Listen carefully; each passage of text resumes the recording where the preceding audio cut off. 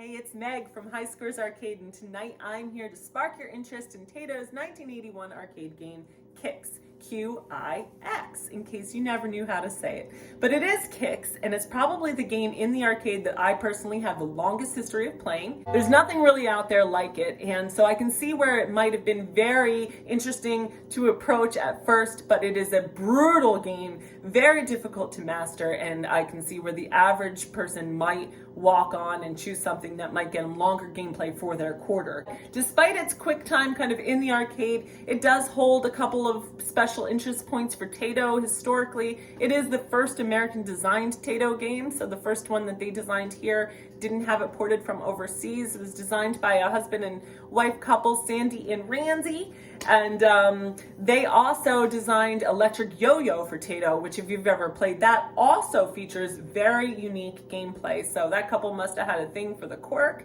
What does excellent on this game look like? Current high scores world record is 1,666,640.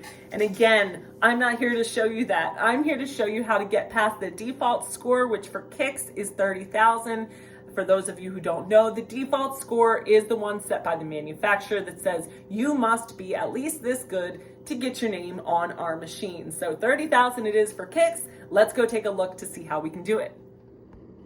So to play Qix, you are controlling this marker that always starts at the bottom center of the screen. Your goal is to draw blocks in order to claim area of the screen for yourself to the tune of 75% or more. 75% will clear the level. Everything over 75% will yield you a 1,000-point bonus for every percentage point above the default. Now, of course, you have to do so while avoiding your enemies. Your enemies are the Qix itself, which is this seemingly randomly moving screensaver type fella that you see terrorizing me here on the board, as well as what's called the sparks, which move along the perimeter and ultimately along any line that you yourself have completed. Now, the sparks themselves can't come and get you while you're actively drawing a new line, but that is exactly when you're vulnerable to getting hit by the Qix itself. So one way or another, you are always at peril in this game. Now you can see that you can draw two different kinds of lines, red or blue. The blue go much faster and allow you to complete more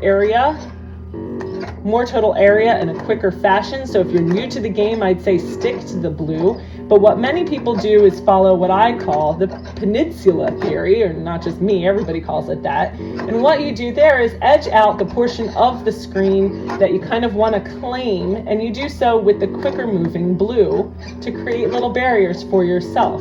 You leave open just a little bit at the very end so that you complete it with a red line, and that way you can claim a bigger space with the higher scoring red lines, but be a little less risky about it because you don't have to make any big moves with the slower moving line. I got myself in a little bit of a pickle here. So, as you can see, I don't know if I'm going to get too far past the 75%.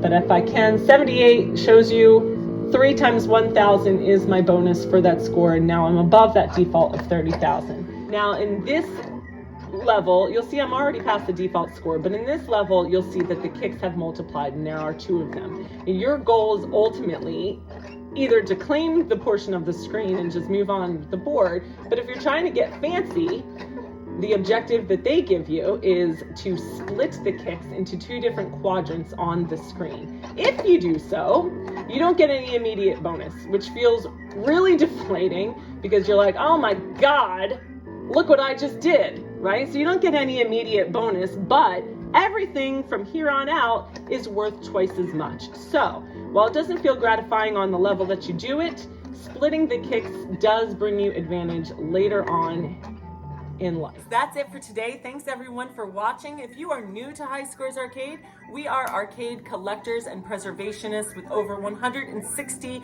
arcade cabinets in our private collection here in Northern California. a portion of which is playable at our storefront arcade on Park Street in Alameda in San Francisco's East Bay. We collect, protect, and then share back games from the classic era of gaming. And if you want to be a part of our mission, please like, subscribe, and share our content. And if you want to help us and contribute towards our preservation efforts, we invite you to visit our website at highscoresarcade.com/donate, where you can do just that. Thanks everyone, until next time.